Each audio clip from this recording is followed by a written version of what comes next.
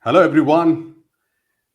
I hope everybody is doing well. We just completed the BRM Connect 2022 in San Antonio, and we are back to our base, right? So I'm pretty excited for this LinkedIn Live session today with Sarah Fogg, who's going to take us through the journey of the BRM role in Agile Transformation. But before we start, I think we should get our viewers comment on where are you dialing in, because I know a lot of people, Sarah, had shown interest in attending this session. So if you are already connected live with us today, please put on your comments from where you are dialing in. So it'll be good to see who are all dialing in from which part of the world. And we will also have it and more interactive as a Q&A. So you can actually post your questions to Sarah, and we will have that addressed over the due course, right? So before we kind of get started, I want to thank everybody who has come over today for this particular LinkedIn Live event. I want to give a brief introduction about our guest today and her credential before we get started. Sarah Fogg has been working as a business relationship manager for nearly 10 years and has been working as head of IT relationship management at Scottish and Southern Electricity for the last 2.5 years, based near London.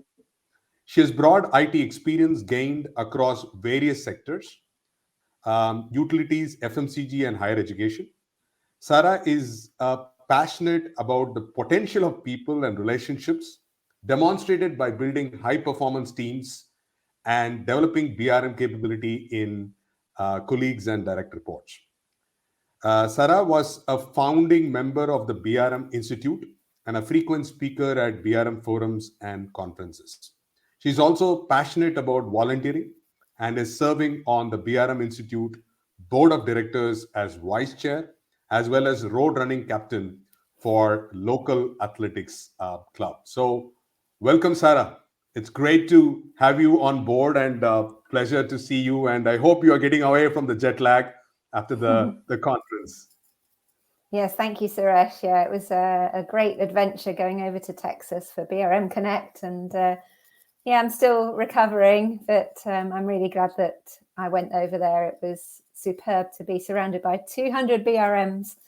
So yeah, it was great. Excellent. So, for just to give you a bit of people who are live watching you today, is Jen Rothman from Wisconsin joining us. Thank you, Jen. We have Jyoti Chopra joining us from Canada. We have Keith Sutherland joining us from Peoria, Illinois. We have Andrew Gardner joining us from Phoenix, Arizona. So it's all pepping up for this LinkedIn Live event. I'm sure there's a lot of more people who are going to be dialing in, but so that's a great thing to kind of kickstart us. So thanks everyone for joining. Keep your questions lined up as we start to go through this session. So I'm going to kind of bring the stream, Sarah, for you. So let me know once you're able to kind of run through this. So a brief look at the agenda for today. Today we're going to talk about the introduction, and that's the introduction that we did. We're going to talk about the BRM role in Agile Transformation. We're going to play a video on the context and some of the drivers, some of the challenges that we see when you go through an Agile Transformation, particularly as a BRM, and then how to lead the transformations and Q&A. So I will hand it over to Sarah for you to kick it over. Okay, thank you, Suresh. Okay, so the role that I have at Scottish and Southern Electricity is driven by the fact that electricity is a regulated business. So we make our money by the revenue is the innovation, the incentives, and the outputs together. So that's how we make our money. And it's Ofgem in the UK is our regulator. And so we have to bid every 5 years for the money that we need to run our business. So the challenges we have at the moment are around making sure that our electricity networks are able to deliver net zero. So we need to be able to reduce carbon emissions. We need to install lots and lots of electronic vehicle charging points, and generally make sure that we invest more in renewables and so on. So that kind of sets the context that the BRM role maybe isn't classically involved in bid submissions, but actually because everything that was involved in that bid submission needed understanding of IT and understanding of the business mashed together, it fell to me to lead that activity. And so along the way... Should we also do that video, Sarah, for people to get a context? Yeah, okay. Yeah, we'll do that in a second. Yeah. Sure. So yeah, nobody told me that when I joined the company that I was going to have to lead this bid submission, but it just made sense to me when I saw that activity going on, that the BRMs and me leading them would be the right people to lead that activity because of the strategic nature of what we needed to do and the fact that it was really meshing business and IT together. And because of the IT investments between now and the end of 2028 will be mostly in data and digitalization, that's a big trigger for us to move towards agile methodology for the ways of working. So we need to transform. IT and the business need to transform to be able to deliver these digital and data projects.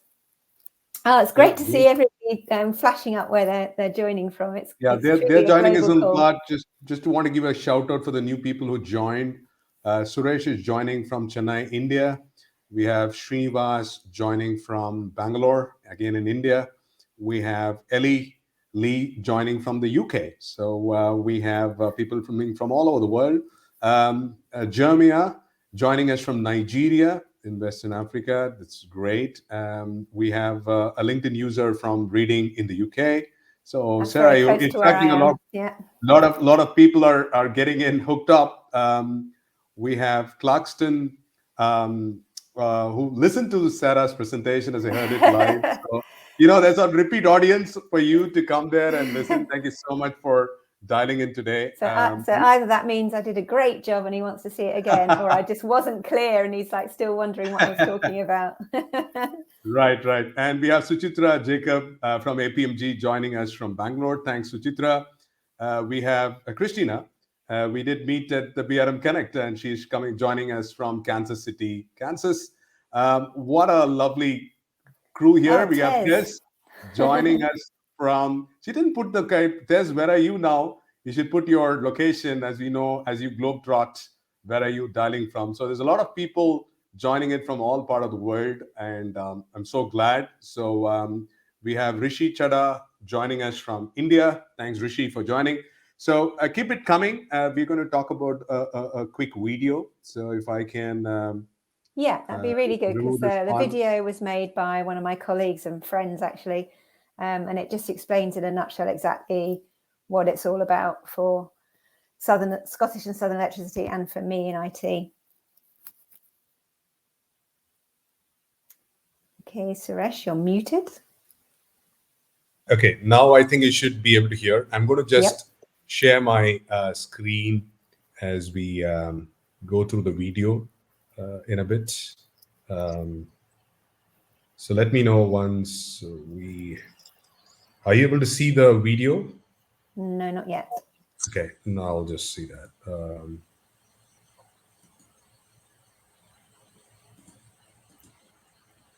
Okay, you're able to see my video then? Yes.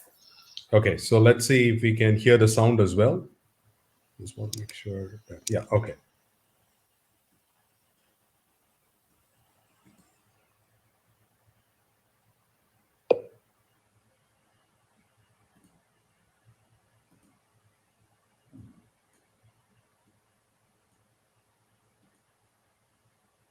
Okay, just a minute. Oh, it worked perfectly 10 minutes ago, right? Yeah. It's always the challenge. Just a minute. Let me... Just give me a minute.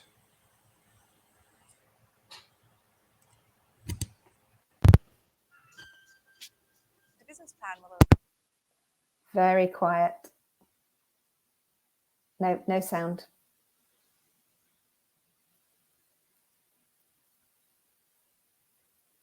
No sound, and you're on mute as well, Suresh.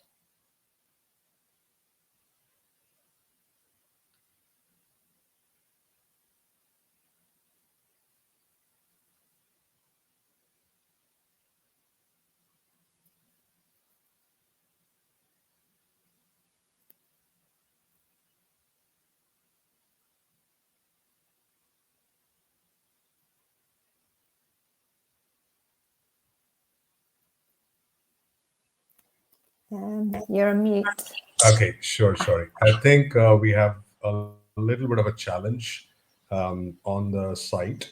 So give me a minute. Okay, no worries.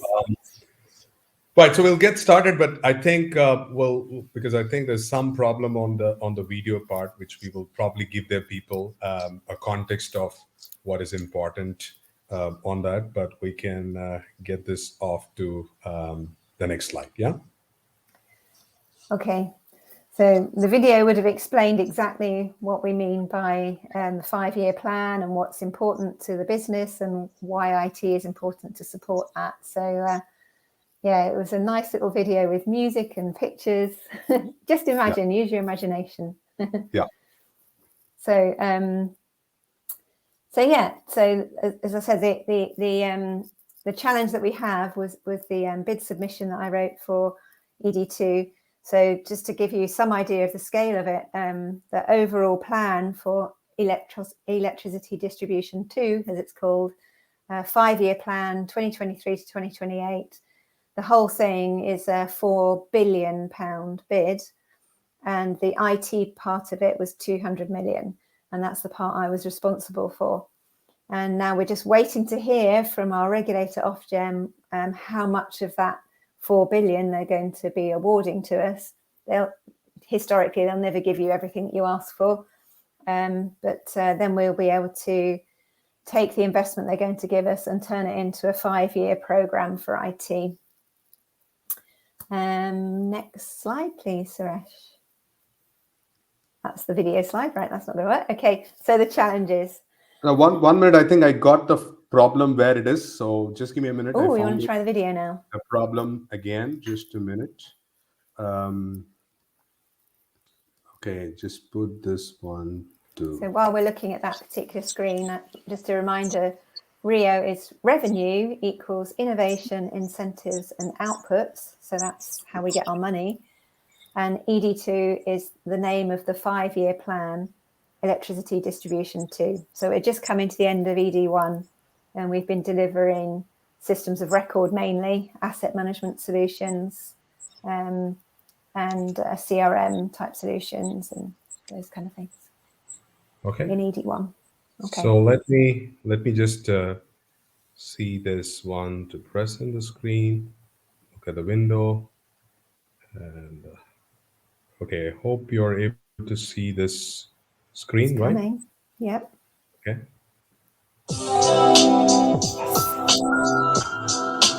The business plan will allow us to invest in our network over a 5-year period. So that's investment in terms of load, so getting more LCTs connected onto the network. So low carbon technologies. But also make sure that our network is resilient to external threats. So that can be anything from climate change, which obviously is a bigger issue nowadays, as well as cybersecurity threats or physical security threats.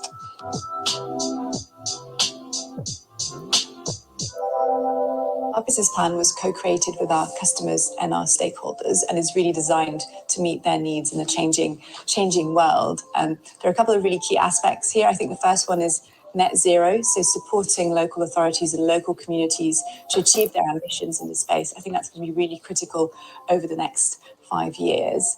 There's a couple of other areas which we have been looking at very closely. One of them is how we improve the levels of services that we provide to our customers. So that might be in terms of customer service, support to vulnerable customers, but also improving resilience on the network, especially in the wake of all the storms that we've seen over the last few years. And finally, one of the other things which is really critical going into the next control period is digitalization. Obviously, our stakeholders' needs and expectations are changing and how they interact with us is changing. And we need to make sure we keep up with that through changes to our systems, to our processes, and taking an open data approach to the information that we hold.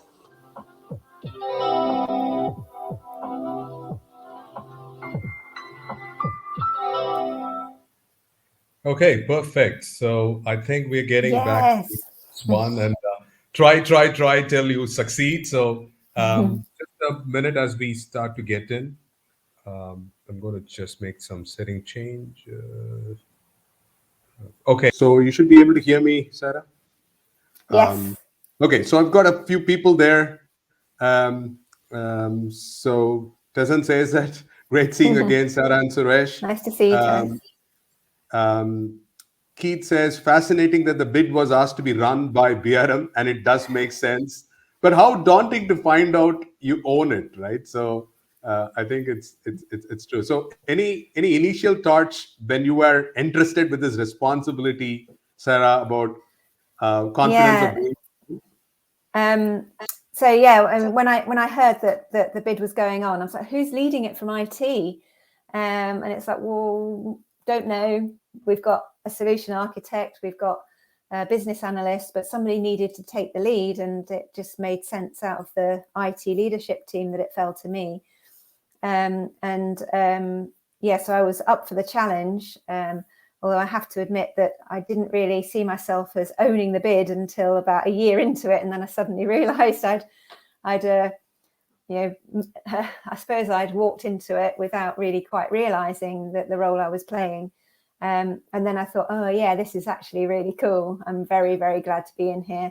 And I don't know that anybody else could have really done it. In that, solution architect, of course, has a place in it, and the business with their requirements absolutely are all over it. But the BRM meshes together all of that, and so me and my business analysts and BRMs were in the right place to make this happen. And of course, it gave me the opportunity to have those strategic conversations with all my stakeholders, because they had to think about what IT they needed between now and the end of 2028. So it was a gift, really, for a BRM. Excellent. So we'll continue on with your challenges. So let's get started off, which is, it's like a kind of a marathon, isn't it, Sarah? Yes. That over the period of time to do it, it takes stuff. So what were some of the challenges on this journey? Yeah, so the challenges we faced, and you've already got the answer there on the screen, that is BRM capability that really faced up to these challenges. So the first one being scale. So I mentioned that the bid in terms of IT was £200 million. So that equates to about £40 million each year over the 5-year period. We're currently in ED1 running at 16 million, going up to 20 million at its greatest. So that means that we're more than doubling the scale of the IT that we're going to be delivering. And we knew that if we were going to do that, we'd have to work differently. And that's where the consideration of waterfall versus agile comes in, because with waterfall, you would have an IT team, you're going and gathering requirements, and then a sort of transactional relationship with the business. Here's the requirements, please sign them off, give them back to me, and then we'll go off and deliver. And 2 years later, you might get something that, if you're lucky. And we've been burnt, to be frank, on some of those waterfall projects in the past. And so pivoting to agile, what we can do there, of course, is smaller chunks of value delivery much more frequently. So we get value delivery sooner, and we can fail fast and pivot and do things differently. And so that's what we need to do. But to make that swap from waterfall to agile is going to be a massive challenge, because it's not just about methodology, it's about culture and mindset and the way that business and IT work together. Sponsor decision making. So historically, with all our waterfall projects, all of the decisions were pushed up the chain to director level. So the directors were always expected to make decisions. And that can work. They do have decision making authority, clearly, but often they didn't have the detail that would enable them to feel comfortable with their decisions. And therefore, a lot of steering groups I'd be attending, they'd say, please go away and get this extra level of detail, and then I'll make the decision. And then you'd have to wait a month for the next governance board before you come back with that extra level of detail. And then there's another one and another one. So months could easily go by before decisions were made. And so we're looking at how we can change decision making to be with the people that really know the detail. And then the accountability. So IT has always been on the hook for IT. And what that means is that if an IT project goes wrong in any way, it's IT that are blamed. The accountability is with IT. And that's kind of how it feels like. We don't seem to get any praise when it goes well. It's always, we're blamed when it goes badly. And so what we see as being really key challenge is to make sure that accountability is shared goals. So the directors that we're dealing with own it as much as we own it, that we're owning it together. And that's a big shift for the way that we're going to work. And that feeds as well into this shift from service provider to partner. So instead of the business coming to us and saying, this is what we need, you give it to us now, we would be working in a partnership mode, like an internal consultant, to add value to the things that they think they want, and make the outcome even better than what they think they wanted.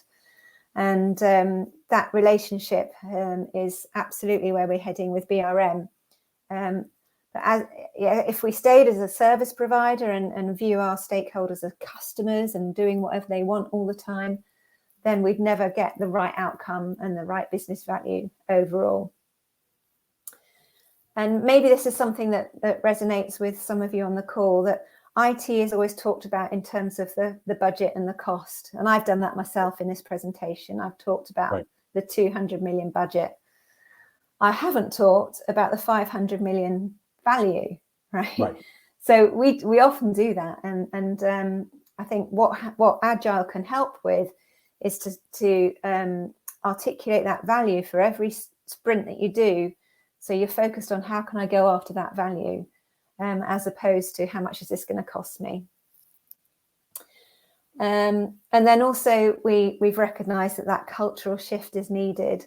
So at the moment, I am talking about the business and IT, and I'm very conscious that I'm doing that. And we don't want to be talking like that in the future. We want us all meshed together, working together as one multifunctional team per value stream, probably. And for that to happen, there's a cultural shift and a mindset shift that needs to happen. So instead of the transactional relationship between business and IT, you have your multifunctional teams where you're all working together collaboratively, and the accountability is therefore shared, and the decision making is at a more operational level as well. So it doesn't have to go all the way up to the sponsor and back down again. And so how do you make a cultural shift? And the cultural shift happens one relationship at a time, one conversation at a time. And so the answer to all of these challenges on the screen there, it's all about BRM capability. And without that, I don't think we'll succeed. So one question, Sarah, is that as you looked at the level of importance, who was trying to drive the Agile approach? Was it taken at a leadership level that they said that we need to move towards Agile, or was it something like a collective consensus that came from the bottoms up to decide on how we wanted to go? So it's actually from our leadership team. So our business directors have been talking about how their frustration with waterfall projects, and how, we've been our business analysts have gone out there and gathered 4,000 requirements for something, and by the time it's delivered, it's not what they really needed, right? So they want to be able to prioritize properly those kind of product backlogs, but they didn't really understand what Agile methodology meant. So they would talk about agility, they would talk about fast delivery, but I don't think they understood that meant the meshing of business and IT together. And so it's been a bit of a shock for them to realize that that's the kind of thing that they need to do. But yeah, they're up for it. They want to make it work. And of course, CIO level as well, our CIO is very supportive of this agile way of working, so it meshes very well with our business stakeholders. Sure. And was that kind of role clarity already established as a BRM? Because a lot of times in our engagements, Sarah, we see that BRM is supposed to be someone who's kind of snatching the job or seizing an opportunity. So was it perceived as a BRM to be a good collaborator rather than just making them feel that these people are going to be detrimental to my job? Was that a kind of a thought process on that way? Yeah, so it's interesting about role clarity, because you could argue that my role in all of this isn't in a BRM job description. Where does it say a BRM writes a bid submission?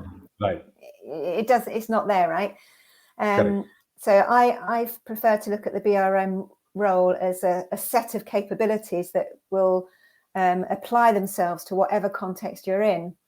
And there's no way I could sit back and watch this ED2 submission playing out without getting in there and helping and ultimately leading it, because it was too important to the business and IT together. So of course it fits into the BRM space. I don't know that anybody really looked at me and went, "You're not being a BRM while you're doing this." Yeah, but no, I think it's a very fair point. Yeah, and BRMs essentially oil the wheels, don't they? And bring together the people that need to be brought together to make this kind of thing successful. And all of these challenges actually on this slide were raised by my BRMs to me, saying these are the things that we're seeing that are going to hold us back. Right. So it's that BRM critical thinking that said, hang on, these are the things that we need to try and change. And as soon as they raised it, I'm like, okay, what can we do about it? and it's BRM leadership, basically. And how big is the team in terms of BRMs, Sarah, for our viewers to understand how many BRMs reported it, and how was their level of maturity in that particular space? Because sometimes it's very new, sometimes it might be daunting task when you're putting all those people together. So give a little bit of a team structure of how this was formed when you led the team. Yeah, so I've got 4 BRMs in my team, and I've got 11 or 12 business analysts, right? Who support in various different ways. And I always champion my business analysts to be more than just business analysts, so they kind of work like pseudo BRMs a lot of the time as well. So I had I had 2 BRMs that were assigned to this bid to help me. And they were assigned to, I think, 3 or 4 directors each. It's kind of how we divvied it up. And then they had business analysts to support on a full-time basis. And then they would also pull in solution architects, infrastructure architects, security, operational technology, all the different people. So that coordinating, orchestrating kind of role. So we had other people, as I say, on a sort of more part-time basis. And the key thing to make all of this work was the initial engagement with the business work stream leads. And that's something that's definitely best led from BRMs. Awesome. So I was there kind of setting the context and leading it from a director level. And then the others were coming in to support at a sort of project by project level. Sure. Yeah. So let us lead to leading the transformation, because I think I love this whole picture that you have to have a set of army marshals to march ahead to do that. So how do you make the role of an orchestrator in the whole value chain with so many different moving parts? So tell us to that transformation journey. Yeah. So what I see with the journey to Agile is 2 aspects to it. One is obviously defining the role of the BRM once transformation has happened, but actually what is the role that we have in making that transformation happen? So all of the challenges on the previous slide, how do we actually address them? And I see, again, that's very much in the BRM space, because we need to run workshops with our IT colleagues, because they need to understand the data and digitalization journey we're going to go on and how it's going to feel different and look different. It's different technologies, but also different ways of working. Some of our developers are not used to talking to people in the business, and they're suddenly going to be in multifunctional teams. Right. So we're planning these IT workshops. And then, of course, on the business side, we need to get all of our directors engaged as well. and make sure that they're on side. And I said earlier that they wanted this change, but they don't necessarily understand the implications of it all. And so we need to set the scene at a sort of a macro level, but then also individually make sure that everything they're looking for is there. And what I noticed with our CIO, maybe with some coaching, she did some engagements with each of the directors individually to understand what their pain points were and what was particularly important to them. And so, one said, it's all about data. I just need to make sure that data is going to be okay. And another one was like, it's all about resourcing, and I need to know what the resourcing is. And so when she ran the session for the directorate team as a whole, she weaved in the things that were important to each of the directors to make it land. So she's acting really well as a BRM herself.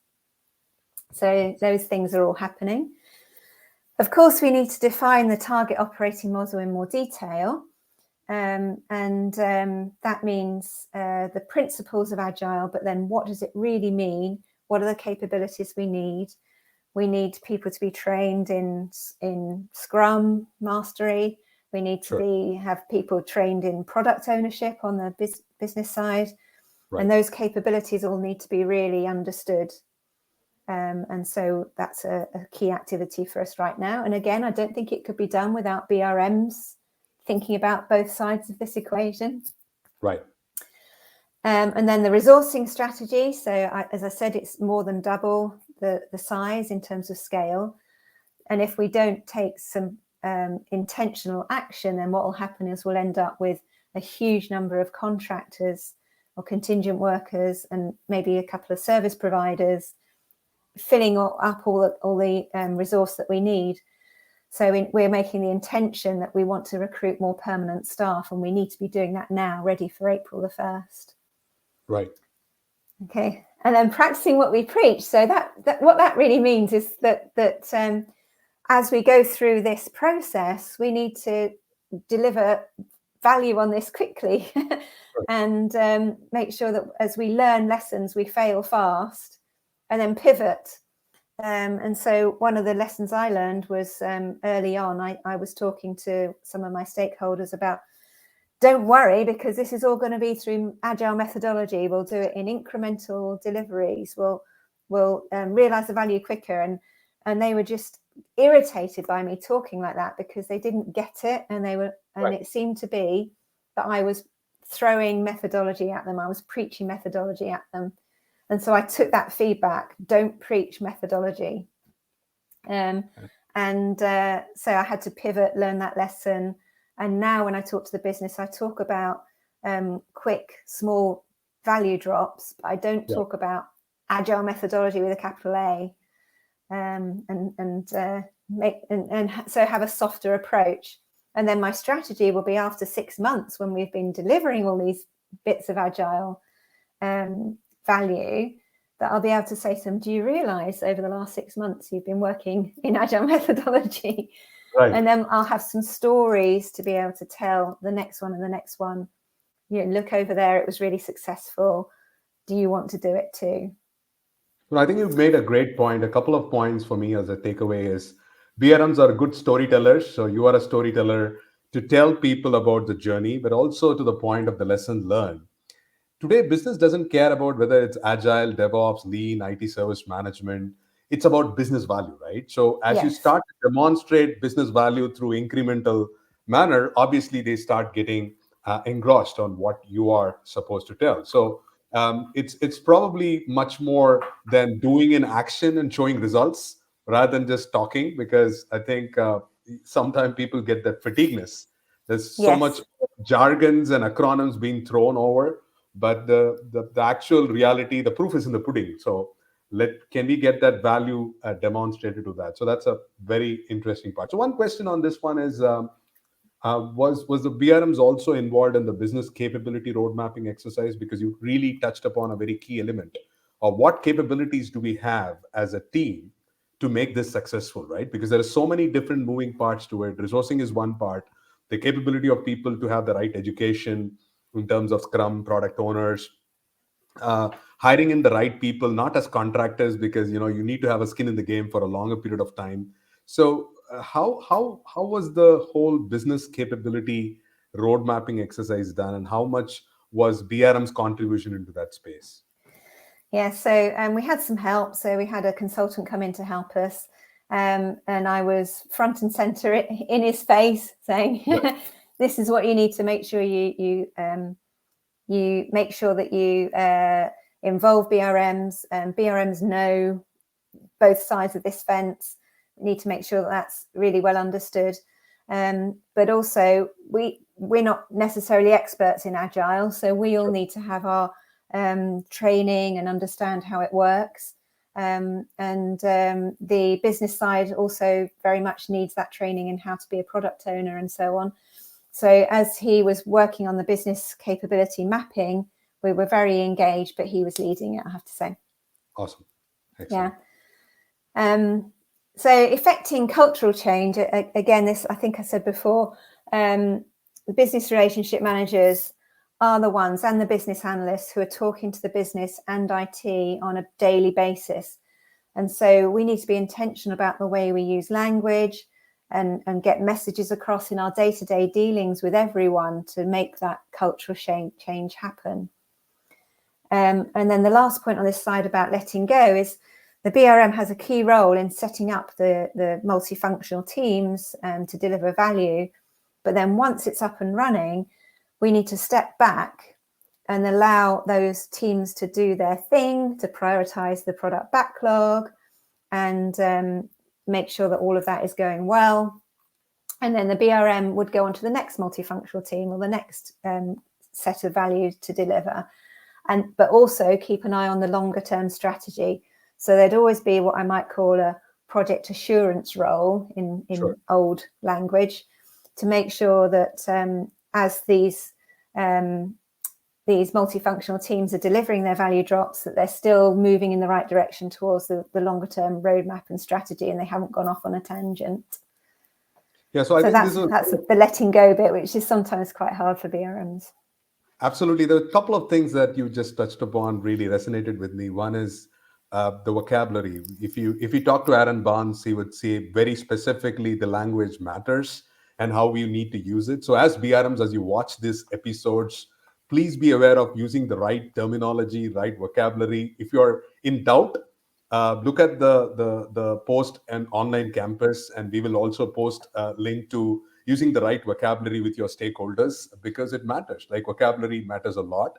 But I also love the way that you said about letting go. I mean, to be honest, Sarah, that most of the times BRMs are very passionate, so they actually hold on the baton, and it's very difficult to let them go because they're not sure if it's going to be on safe hands because you have nurtured it over a period of time. So what are some of those tips and tricks that you can say for people to let it go because your work is done and move forward? Because that's going to be a tough bit, isn't it?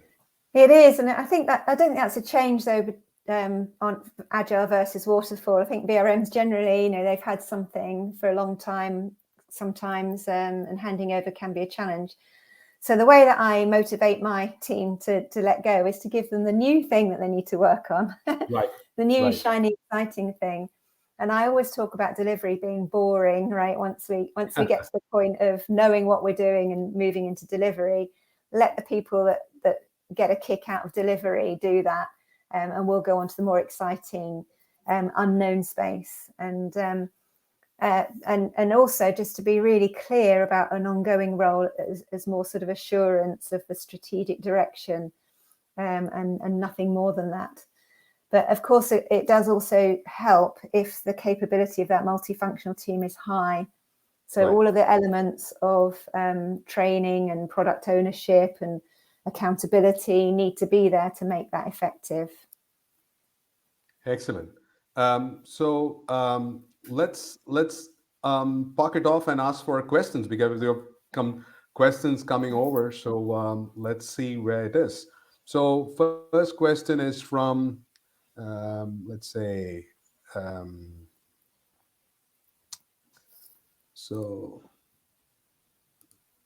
Suresh and Sarah, love the conversation. The presentation was lovely. Thank you.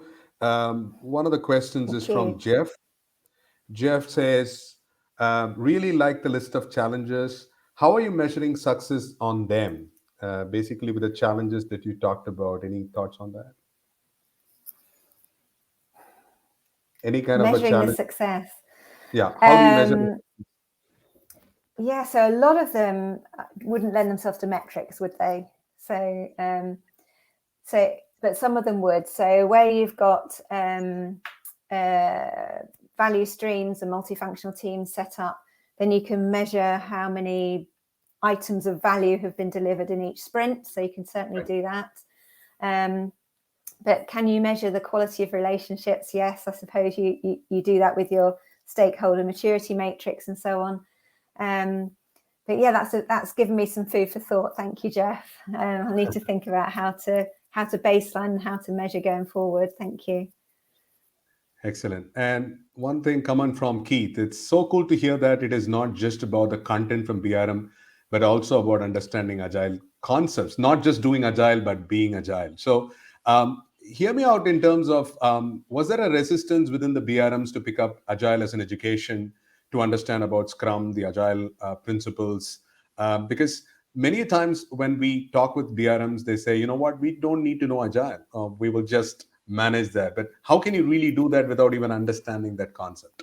Yeah, no, that's right. And actually, the early stages of a new initiative don't really change that much with agile methodology. You're still in a discovery phase, figuring it out, and whether it's agile or not. But no, I do think it's important to set up those multifunctional teams to win. So you need to be thinking about that from the beginning. And yeah, were they daunted about it? Yes, they were, because it was unknown. Right. But being BRMs, they were curious, keen to learn, and they could see the disbenefit of continuing with waterfall, and so they were motivated to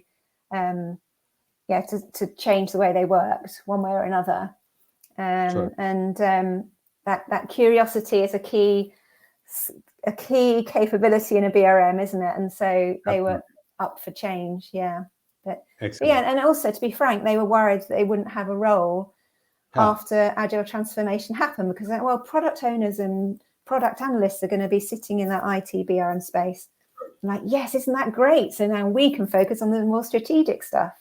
Sure. Yeah. And I think it's important that you say, Sarah, that BRM should add value to that part. And once you have got everything in order, it's move on to create more value for the other projects, like they extend and expand to do that, right? Yes, exactly that. Yes. So once you've delivered value a few times, then you've got your funding essentially for the next tranche, haven't you? So it might not come out of the same budget, but it's there. Yeah. Right. There's a few questions coming on from Rogner Vieira. Hi, folks. Thank you for the presentation. It seems to me that the BRM role overlaps business analyst, project manager, scrum master roles.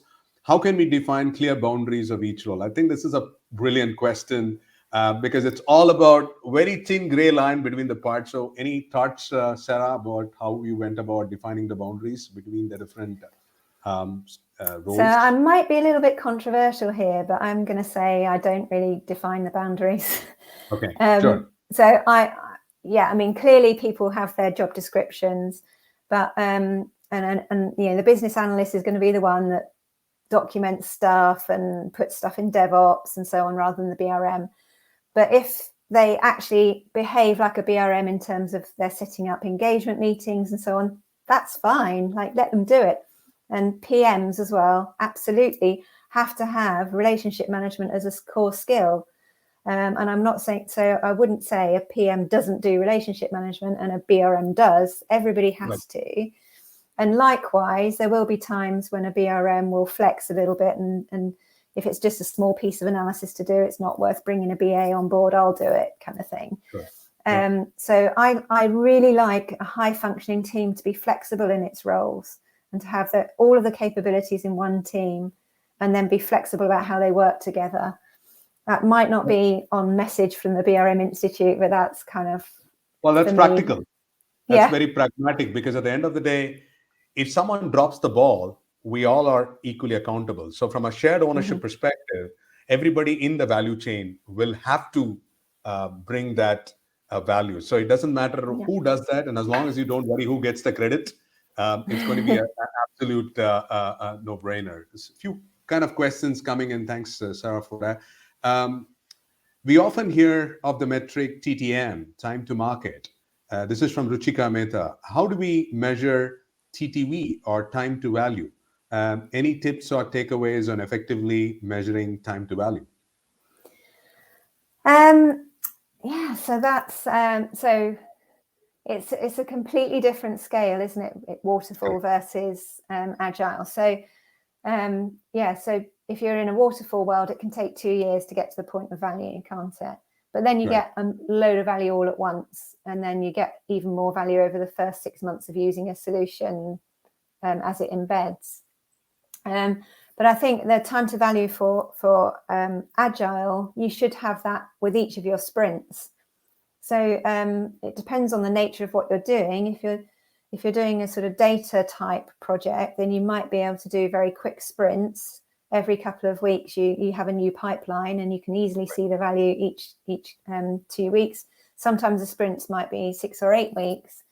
So I think it'll depend on the nature of what you're doing and as to the time to value. And I think you plan for that. And your first couple of sprints will probably go wrong, or they'll take longer, or you'll end up de-scoping some stuff and moving into the next sprint. But after you've done 3, 4, 5 sprints, you'll have a really good feel for how long it takes your multifunctional team to deliver value. And then you can be much clearer about estimating all of that. Excellent. One question from Srinivas Ramachandran from Bangalore, India. Agile being largely a mindset change, how did you prepare?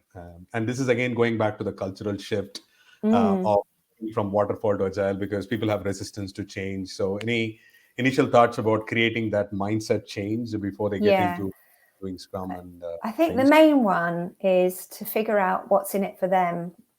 So whiff them, what's in it for me? Right. And that is to talk to them in their language about what matters to them. So if what matters to them is to make sure that something happens quickly, then you talk about speed and agile being a way to achieve that. If it's about money, then you talk in that language. If it's about resource scarcity, then you talk about how you're going to help them with that. So it's really figuring out probably each individual's whiffed, what's in it for them. Right. And then once you've got that hook, you can expand their knowledge of it.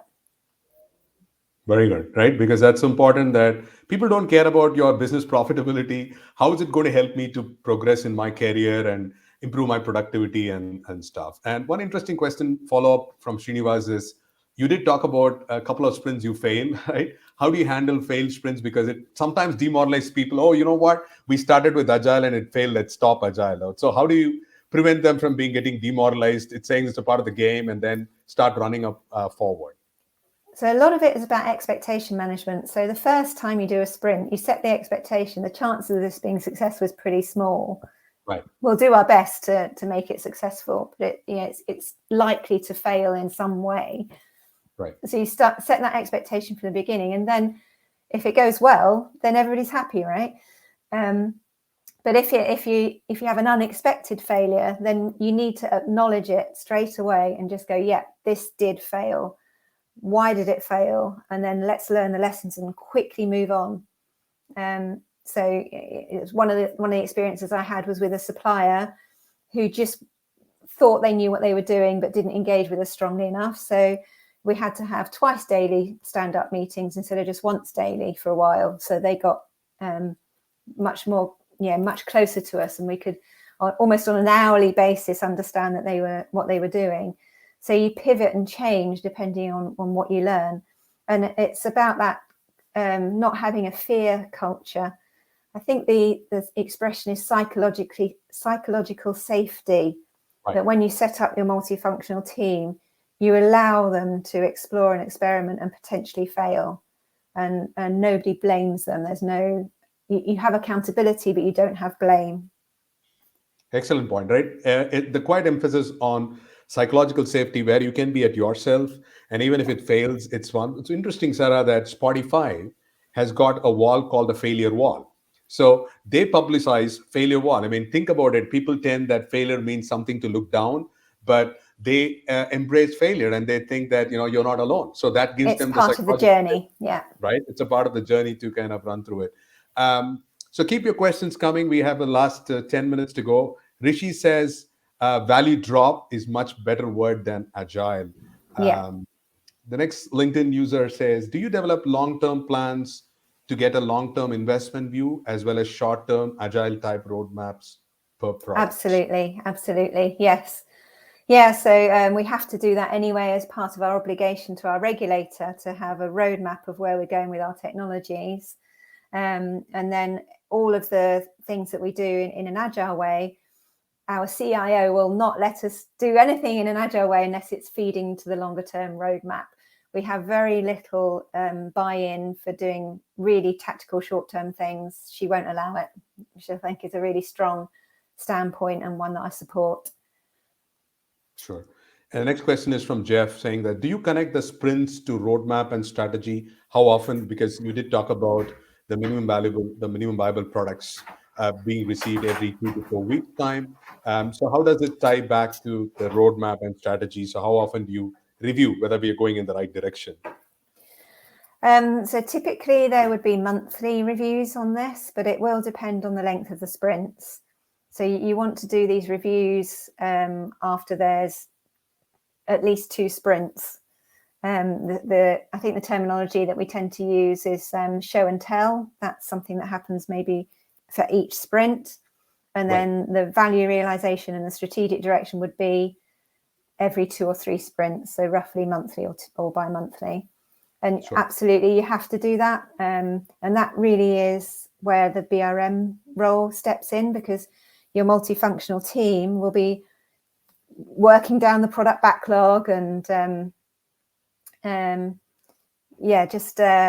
continually reprioritizing, and it can feel quite operational, just delivering that stuff.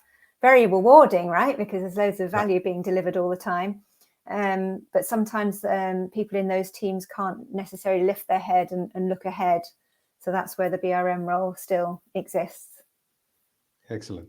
One question or comment from Keith is, coming from or transitioning from waterfall, have you seen enough yet on how business partners are accepting this new approach to working with IT and the role that BRM has played in the transition? I think that's a great one, because I know a lot of people, because they don't know more about Agile, they're kind of skeptical. They kind of don't want to do something new, and they don't have time and bandwidth to do that. So how do you think the kind of adoption and acceptance for this new ways of working is within the business partners? Yeah, so that's where the BRM setting these multifunctional teams up plays a really, really key role.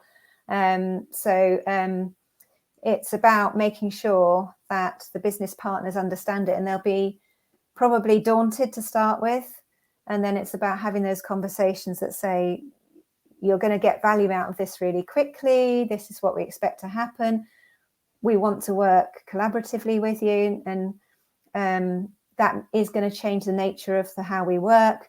But so far, people have been up for it. Like maybe 1 or 2 people were resistant, but when they saw how the collaborative teams were working, they actually enjoy it. So, and they've said things like, I never knew it would be so much fun working with IT folks. Closely. And that doesn't, and it's really great if they can all be in the same room together doing that. But if they can't, then of course we've had to embrace working virtually on these things. And in some ways that gives you more flexibility to have the daily stand-ups and so on. And I think they get a kick out of it now that they're making a difference.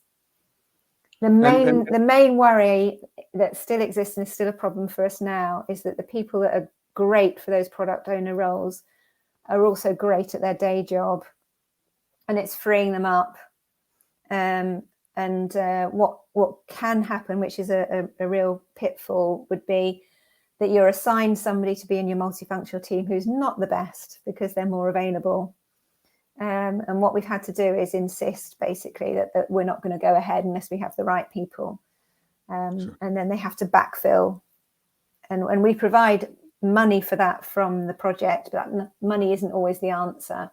So sometimes that's tricky, and that continues to be a challenge. Right.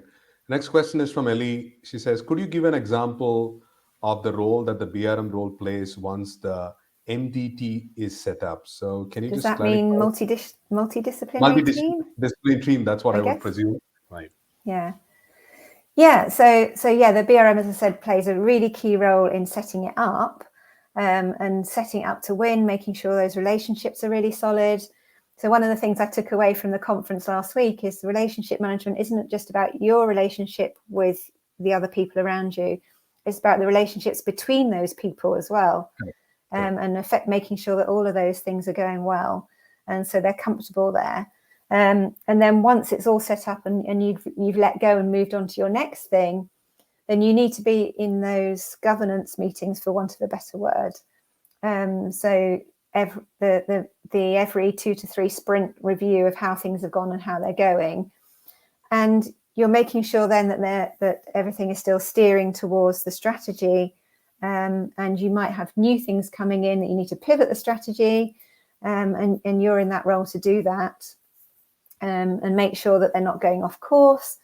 So it's a bit like an assurance role, and that's one that is highly valuable, I think. And there's a risk, isn't there, with Agile, that things can go off in a different direction if you don't have that role. Right. So I think we're just about 4 minutes away. I'm going to ask you about the BRM Institute and what can BRMs gain from the BRM Institute, because I think it's important for people here to understand what kind of resources are available, what kind of help and coaching is available within the BRM community itself. So if you can run us through what would be your tips for people, because I think it's so important. Yeah, so the BRM Institute has been a huge part of my life, my career in the last 10 years. So as Suresh said, I was actually a founding member because I was new to BRM nearly 10 years ago. And I was Googling it, and I came across Vaughan Merlin to start with, and then eventually the BRM Institute when it was founded. And it's been a huge support because of the body of knowledge that's there online and the campus that's there online. If you've got a BRM question, you will find an answer in there without a shadow of a doubt, because whatever you're going through, somebody else has done it before. And if you're doing something that's really, really new, then we all want to hear about it. So you need to contribute to the campus, right? There are also online communities that are supported by the BRM Institute. So I'm leading one for the UK. And we've got an event coming up in November, and then we do online events as well. And we've currently got just a LinkedIn group where we can message each other, but we're looking to have that incorporated into the BRM Institute website so that it's a bit more formal. And these communities are incredibly important. I mean, just doing these kind of events really help to for people to network and understand each other and know who to reach out to if they have a particular problem. And those communities can be geography-based, like my UK one, but they can also be industry-based. Sure. So I believe there's a utilities one, a finance services one, an HR one, higher ed. Yeah. Higher ed and high technology part of it. I'm also part of the community of interest for Asia Pacific. So that's what I was talking about in the BRM Connect conference. We need to have more people beyond North America to be a part of this conference. And that's one of my passions as well, because sometimes it can just be a bit too American. Sorry for those that are from America. Let's say if you're here from different part of the world, we want you to join more. And please remember that BRM Institute is for BRMs by BRMs. And the next conference is going to be held in October 9 to 11 in Portland, Oregon, where it all began. So it's going to be the 10th anniversary of the BRM Institute. And I know a lot of passionate BRMs here going around to that. So what is your final thought towards BRMs, aspiring BRMs and BRMs in the world? What kind of piece of advice you want to give it to our viewers? So BRM is just the most amazing role to have, most amazing career to have, because it keeps evolving and changing, and no 2 days are the same. The challenges you face are never the same. And that's what I absolutely love about it. And I'm really grateful that I don't have a process-driven role where I go, this is what I do, and then that's what I do. I'm always thinking and trying to be creative in how I solve problems. And I just love people as well. So I talked earlier about volunteering, like the BRM Institute does encourage a lot of people to volunteer their time to contribute to different aspects of BRM. So I'm sure there's probably somebody out there who's already done some work on Agile and BRM, which I'll need to tap into at some point. But yeah, whatever aspect of the BRM role, somebody will be working on it and trying to improve the BRM certifications as well. So yeah, it's just an amazing career to have. I wouldn't want to do anything else. Excellent. Thank you so much, Sarah. And give her a shout out if you have loved this session. Put on comments, because I think this all motivates us to bring more exciting speakers like Sarah, who is willingly to share her experience in spite of a jet lag. I know I and her are just talking about this. We have just traveled for a different country with different time zones. But thank you so much, Sarah, for spending an hour today with us and sharing your valuable insights. I'm sure a lot of people would be excited about it. And please do stay connected with Sarah. She is an amazing person, and good call out for people who are in the UK region, in London and so on. There's a November conference coming in, so please do come and show up. We need to see more BRMs in the other part of the world. And yeah, you have got exciting times. As you said, if you are a BRM, that's the best thing to be in place. So celebrate BRMs and let's make it magic. Right. And thank you so much, Sarah, for your time today. You're welcome, Suresh. Thank you. It's been a pleasure. Thank you very much, everyone. And I hope you have a rest of the day, a great day, and look forward to seeing you again in our next episode. Thank you so much. Thank you.